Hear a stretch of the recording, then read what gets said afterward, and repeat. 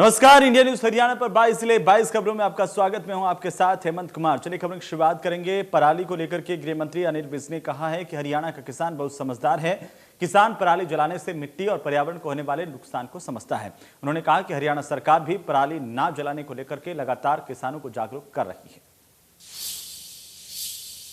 पराली नहीं जलाई जा रही है, बल्कि अब तो पराली बेचने के लिए होड़ लगी है।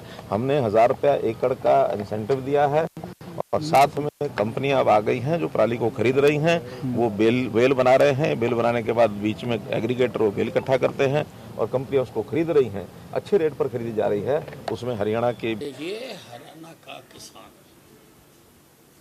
बहुत समझदार है और इस बात को भली भांति जानता है कि पराली जलाने से पर्यावरण को भी नुकसान होता है और भूमि की उर्वरकता को भी नुकसान होता है। इसलिए वो हमेशा इस मामले में चौकस रहता है और सरकार की भी पूरी तरह से इस बारे में किसानों को अवगत कराया जाता है और उसके ऊपर रोक लगाने के जो यथासंभव प्रयास हैं और हरियाणा सरकार द्वारा। उधर इलाहाबाद उपचुनाव को लेकर बीजेपी लगातार एक्शन में है और इसी कड़ी में बीजेपी चुनाव कार्यालय का उद्घाटन किया गया। इस दौरान डिप्टी स्पीकर रणबीर गंगवा, विधायक गोपाल कांडा और बीजेपी प्रत्याशी गोविंद कांडा भी मौजूद रहे। वहीं डिप्टी स्पीकर रणबीर गंगवा ने कहा कि बीजेपी प्रत्याशी की जीत पक्की है। इसके साथ ही गोपाल कांडा ने विपक्ष पर निशाना साधते हुए कहा कि विपक्षी किसानों को बदनाम कर रहे हैं। निश्चित रूप से हमारे भारतीय जनता पार्टी के उम्मीदवार गोविंद कांडा जी के चुनाव कार्यालय का यहाँ इलाहाबाद में उद्घाटन हुआ है। निश्चित रूप से भारी मतों से गोविंद कांडा जी यहाँ से विजयी होंगे, क्योंकि लोगों ने एक मन बना लिया है कि सरकार है और सरकार इलाहाबाद जो हल्का है ये काफ़ी समय से यहाँ से विपक्ष के ही एमएलए बनते आ रहे हैं। इसलिए सरकार के साथ मिलकर के और इलाहाबाद का विकास करवाने के लिए लोगों ने मन बना लिया है। निश्चित रूप से भारी मतों से गोविंद कांडा जी यहाँ से विजयी होंगे। मैं गांव के अंदर आज भी जाकर के आया हूँ। गांव के अंदर ऐसा कोई माहौल नहीं है। ये विरोधी पार्टियों के लोग हैं जिनके पास आज और कोई मुद्दा नहीं है, केवल और केवल इस तरीके का विरोध करा करके ये इस टाइप का माहौल क्रिएट करने का प्रयास कर रहे हैं। और आज इलाहाबाद के लोग भी, प्रदेश की जनता भी इनको समझ चुकी है। इसलिए इस टाइप के जो अराजकता का माहौल ये बनाना चाहते हैं, इससे छुटकारा पाने के लिए आज इलाहाबाद की जनता भारतीय जनता पार्टी के जननायक जनता पार्टी के साझे उम्मीदवार गोविंद कांडा जी के साथ है, क्योंकि उन्होंने तो कहीं न कहीं अपने स्वार्थ के अंदर पार्टी को भी तोड़ने का काम किया, जिससे आज जो कार्यकर्ता है वो भी इधर उधर उसको जाने का जो है वो मजबूर हुआ।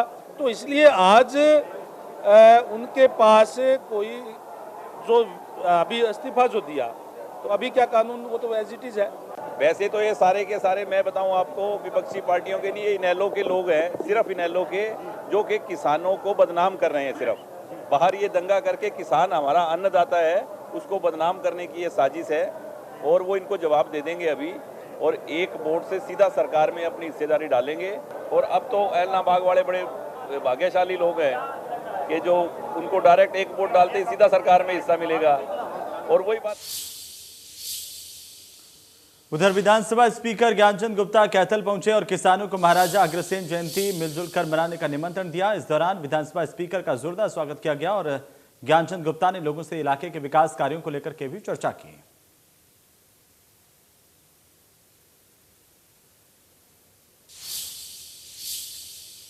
हरियाणा माध्यमिक शिक्षा बोर्ड के परिणामों से असंतुष्ट और परीक्षा नहीं देने वाले छात्रों को फेल कर दिया गया है। 376 परीक्षार्थियों का पास का रिजल्ट फेल में तब्दील किया गया। बोर्ड अध्यक्ष डॉक्टर जगबीर सिंह ने इंडिया न्यूज हरियाणा को जानकारी दी। हरियाणा विद्यालय शिक्षा बोर्ड द्वारा विगत माह में आयोजित की गई 10वीं 12वीं ओपन स्कूल अंक सुधार व डीएलएड यानी जेबीटी की आयोजित की गई परीक्षाओं का परिणाम जारी कर दिया गया है। दिलचस्प बात यह है कि वो विद्यार्थी जो कि 10वीं 12वीं के ओपन स्कूल की परीक्षा के परिणामों से असंतुष्ट थे, क्योंकि परीक्षा हो नहीं पाई थी और विद्यालय शिक्षा बोर्ड के द्वारा एक फार्मूला तय करके परीक्षा परिणाम जारी किए गए थे। उन परिणामों बारे असंतुष्टि जाहिर की थी।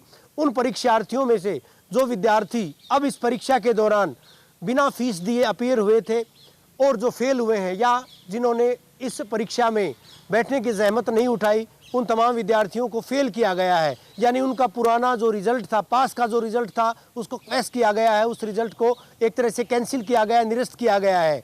और जिस तरह से विद्यालय शिक्षा बोर्ड के द्वारा पहले ऐलान भी किया गया था कि जो विद्यार्थी अंक सुधार के लिए अपनी निर्धारित फीस जमा करवाएंगे, जिनका अंक सुधार नहीं भी हुआ है, उनका पहले का रिजल्ट स्टैंड करेगा। लेकिन जिन विद्यार्थियों ने बिना फीस भरे परीक्षा परिणाम को लेकर नाराजगी जताते हुए परीक्षा फॉर्म के लिए आवेदन किया था, परीक्षा फॉर्म भरे थे और परीक्षा नहीं दी थी, उनको अब इस परीक्षा में अनुत्तीर्ण घोषित किया गया है। वीडियो जर्नलिस्ट सुमित अवस्थी के साथ रवि जांगड़ा, इंडिया न्यूज, हरियाणा। उधर झज्जर के खातीवास गांव में श्री कृष्ण धर्मशाला का निर्माण शुरू हो चुका है। डीसी श्यामलाल पूनिया शिलान्यास के मौके पर पहुंचे और हवन में आहुति डालकर धर्मशाला का काम शुरू किया। इस मौके पर उपायुक्त ने कहा कि सामूहिक तौर पर किए जा रहे इस निर्माण में किसी भी तरह की कोई परेशानी नहीं आएगी और जरूरत पड़ी तो प्रशासन भी निर्माण के लिए आर्थिक सहायता करेगा। तो श्री कृष्ण धर्मशाला के निर्माण की रूपरेखा तैयार की गई और इसी दौरान गांव के एक आवास पर सप्ताह भर के भीतर ही निर्माण के लिए 51 लाख रुपए का चंदा इकट्ठा किया गया और अब प्रशासन भी आर्थिक सहायता के लिए पूरी तरह से तैयार है। नवरात्र के पावन अवसर पर समस्त ग्रामवासियों को बधाई देना चाहूँगा। इन्होंने इस जो पुण्य काम है, गांव की चौपाल जो इन्होंने जन सहयोग से बनाने का बीड़ा उठाया, तो समझता हूँ आने वाले समय में हर गांव को सोच सोचना चाहिए। तो सार्वजनिक हित के काम है, गाँव को आपस में एटलीस्ट जिसका जो ओनरशिप की हम बात करते हैं, कोई भी एसेट के रख रखाव का, तभी हमारी जिम्मेदारी आएगी जब हमारा कुछ न कुछ एक ईंट या कुछ भी थोड़ा बहुत उसमें कंट्रीब्यूशन हो। तो ये जो जन सहयोग वाली जो बात है वो मैं समझता हूँ एक वेलकम स्टेप है और जो भी सामाजिक कार्य हैं उसमें आगे मैं देखता हूँ जिले भर के लोगों का मैं आह्वान भी करता हूँ कि अपने आस पड़ोस में जहाँ संभव हो ऐसे काम। तो वहीं नानौंद में हरियाणा कॉन्फेड के पूर्व चेयरमैन बजरंग गर्ग ने कहा कि सरकार को बंद पड़े उद्योग और नए नए उद्योग लगाने के लिए उद्योगपतियों को विशेष पैकेज देना चाहिए। उन्होंने कहा कि इलाहाबाद उपचुनाव में सरकार को व्यापारी वर्ग को आईना दिखाने का काम करेगा, क्योंकि बीजेपी सरकार ने अनेक ऐसी नीतियां तैयार करके व्यापारियों के धंधों को ठप करने का काम किया है। हरियाणा कॉन्फेड के पूर्व चेयरमैन बजरंग गर्ग ने कस्बे की जैन धर्मशाला में संबोधित करते हुए कहा कि इस बैठक में व्यापारियों की समस्या पर विचार विमर्श किया गया।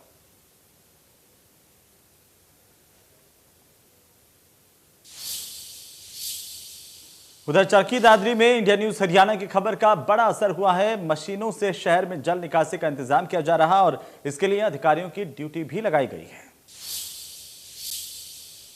प्रदेश के नंबर 1 व सबसे भरोसेमंद news channel India news Haryana की खबर का एक बार फिर से असर देखने को मिला है।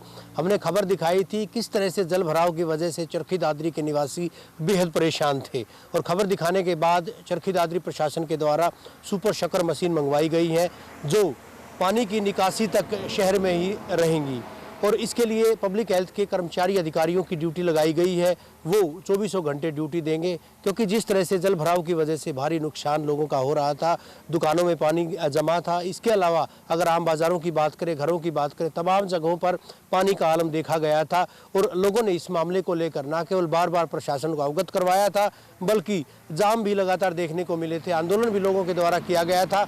और प्रदेश के नंबर 1 व सबसे भरोसेमंद news channel India news Haryana ने अपनी खबरों की मार्फत इस पूरे मामले को प्रमुखता से उठाया था और उसके बाद अब दादरी प्रशासन जागा है। सुपर शक्कर मशीन मंगवाई गई है, तमाम सीवरेज की सफाई करवाई जा रही है, बल्कि जो जल भराव के इलाके हैं वहाँ पर मशीन लगाकर पानी की निकासी सुनिश्चित की जा रही है। चरखी दादरी से सहयोगी लहरी व वीडियो जर्नलिस्ट सुमित अवस्थी के साथ रवि जांगड़ा, इंडिया न्यूज़ हरियाणा। फतेहाबाद में भी इंडिया न्यूज हरियाणा की खबर का बड़ा असर हुआ है। दरअसल शुक्रवार को फतेहाबाद के एमएम कॉलेज में सैकड़ों हुड़दंगियों ने कॉलेज परिसर में धारदार हथियार लहराए थे। इसका वीडियो सोशल मीडिया पर भी वायरल हुआ था और अब कॉलेज प्रशासन ने 3 छात्रों की पहचान कर उन्हें निष्कासित कर दिया है। कॉलेज प्रिंसिपल का कहना है कि वीडियो की जांच की जा रही है और आगे आरोपियों की पहचान कर जांच की जाएगी।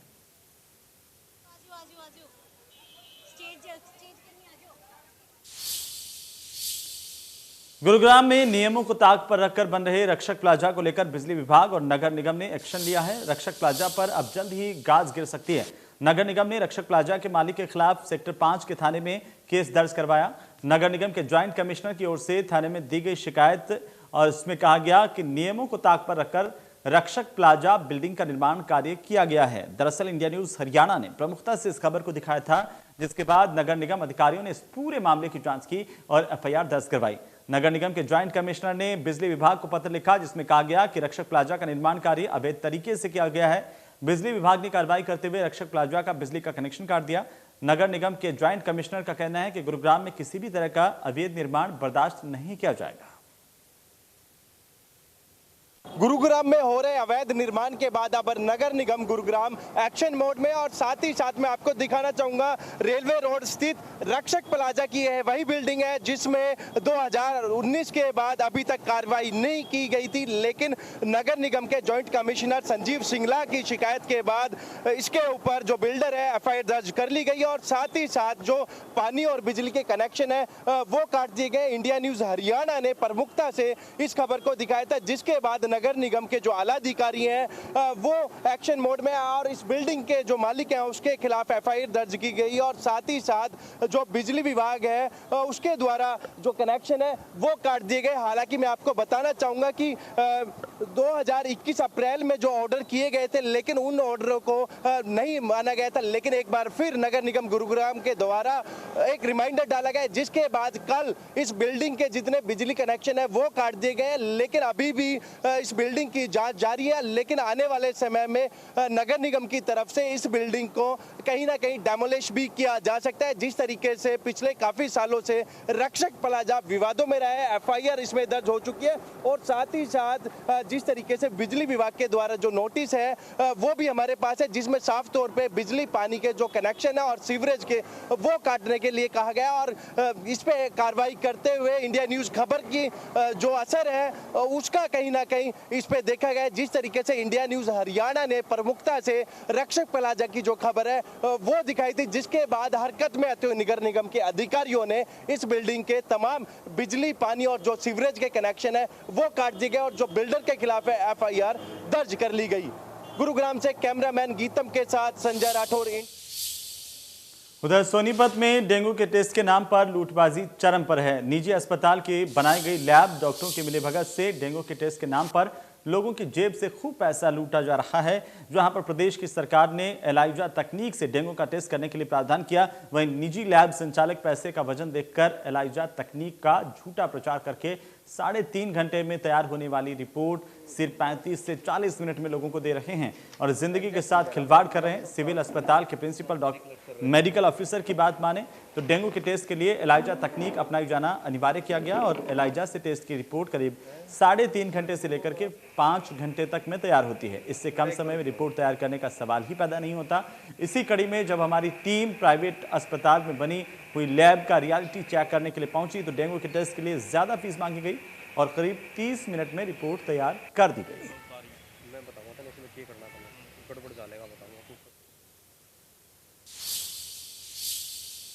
उधर कनीना में एचएसएससी के खिलाफ छात्रों ने अपनी मांगों को लेकर के 1 घंटे तक का सांकेतिक धरना दिया। वहीं एसएससी के खिलाफ नारेबाजी कर कनीना एसडीएम के माध्यम से सीएम को ज्ञापन सौंपा गया। छात्र छात्राओं का कहना है कि एसएससी की ओर से महिला कांस्टेबल का जो रिजल्ट आया इसमें नॉर्मलाइजेशन प्रक्रिया को बंद किया जाए। वहीं कई शिफ्ट में एग्जाम ना होकर एक ही शिफ्ट में एग्जाम किया जाना चाहिए। कई शिफ्ट में एग्जाम होता है तो किसी शिफ्ट में तो नॉर्मल आ जाता है और किसी शिफ्ट में हार्ड पेपर आ जाता है। इससे छात्राओं को दिक्कत होती है।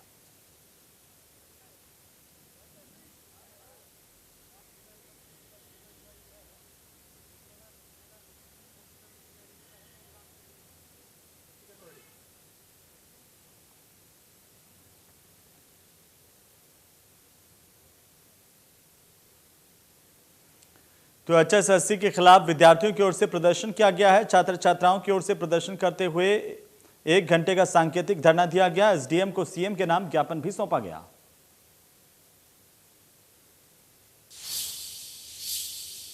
तो चलिए आगे बढ़ेंगे। नवरात्र शुरू होने के साथ ही त्योहारी सीजन शुरू हो चुका है और इसी बीच बल्लभगढ़ में लोग दुकानदारी करने के लिए बाजार पहुंच रहे हैं। कोरोना की तीसरी लहर की आशंका के चलते स्वास्थ्य विभाग की तरफ से कोरोना नियमों का पालन करने के लिए बार बार लोगों से कहा जा रहा है। बावजूद इसके बाजारों में लोग बिना मास्क और सोशल डिस्टेंसिंग के दिखाई दे रहे हैं और मास्क के बारे में पूछने पर तरह तरह के बहाने बना रहे हैं।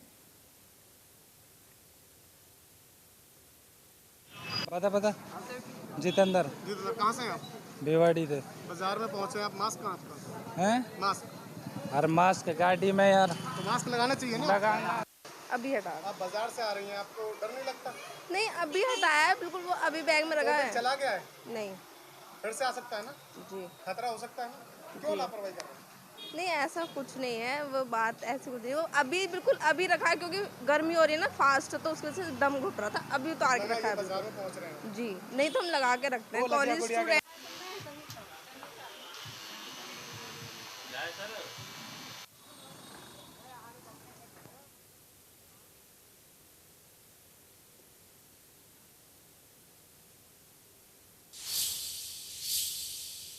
तो चलिए खबरों में आगे बढ़े, उससे पहले एक नजर डाल रहे हैं इस वक्त की सुर्खियों पर। प्रेजेंटेड बाय इम्यूनिटी बढ़ाने के लिए 90 वर्षों से महिलाओं की नंबर 1 आयुर्वेदिक औषधि टॉनिक हेम पुष्पा। गृह मंत्री अमित शाह से मिले सीएम मनोहर लाल। किसान आंदोलन सिंघू और टीकरी बॉर्डर पर रास्ता खुलवाने और कोर्ट में कार्यवाही की दी जानकारी। बोले जल्द रास्ता खुलने की उम्मीद है। अरविंद केजरीवाल के पराली वाले ट्वीट पर मुख्यमंत्री मनोहर लाल ने दिया जवाब। कहा हरियाणा में नहीं जलाई जा रही पराली, किया जा रहा प्रबंध। हरियाणा में सही ढंग से धान की खरीद भी जारी है। सिद्धू के मौन व्रत रखने से देश और कांग्रेस को मिलेगी शांति। गृह मंत्री अनिल विज का बयान। पंजाब में कांग्रेस की डूबेगी नैया। लखीमपुर पर किसानों को धैर्य से काम लेने की सलाह।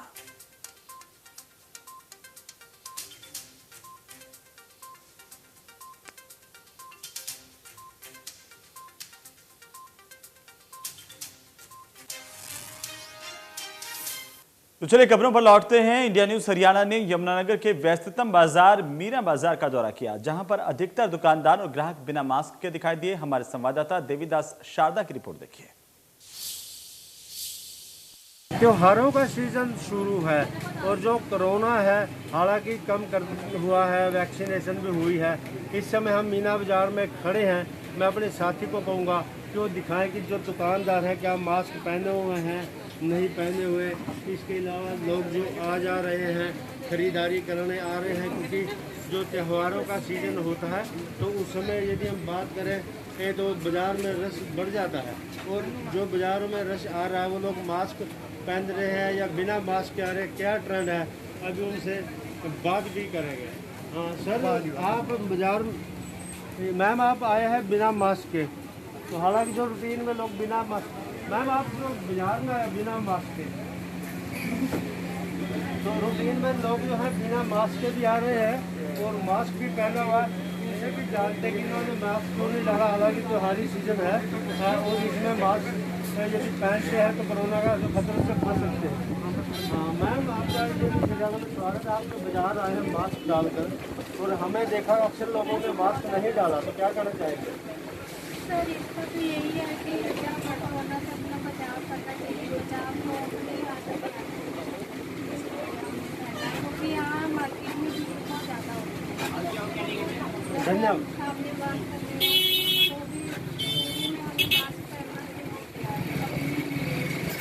बोला आप उसी दुकान में जाएंगे जिस दुकानदार ने मास्क पहना हुआ है, वरना को भी खतरा तो है जिसने नहीं डाला। बिल्कुल बड़ी अच्छी बात बताइए। उसी दुकान से सामान खरीदेंगे जिन्होंने मास्क पहना हुआ है। मैम आप भी यहाँ आए हैं दुकान पे, मास्क डाला हुआ है, आप जन को क्या संदेश देना चाहेंगे? क्योंकि जिस तरह से कोरोना है, इधर से त्योहारों में काफ़ी रश रहता है। सर मैं लोगों को यही बोलना चाहूँगी कि सभी को मास्क लगाना चाहिए और अपना बचाव करना चाहिए, क्योंकि कोरोना अभी ख़त्म नहीं हुआ।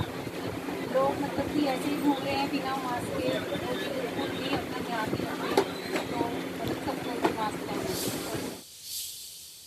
उधर पलवल में प्रधानमंत्री सुरक्षित मातृत्व अभियान के तहत शनिवार को पलवल जिले के नागरिक अस्पताल में गर्भवती महिलाओं की जांच की गई और दवाइयां वितरित की गईं। उप सिविल सर्जन डॉक्टर लोकवीर ने बताया कि प्रधानमंत्री नरेंद्र मोदी ने गर्भवती महिलाओं को प्रसव पूर्व देखभाल की गुणवत्ता सुनिश्चित करने के लिए प्रधानमंत्री सुरक्षित मातृत्व अभियान शुरू किया।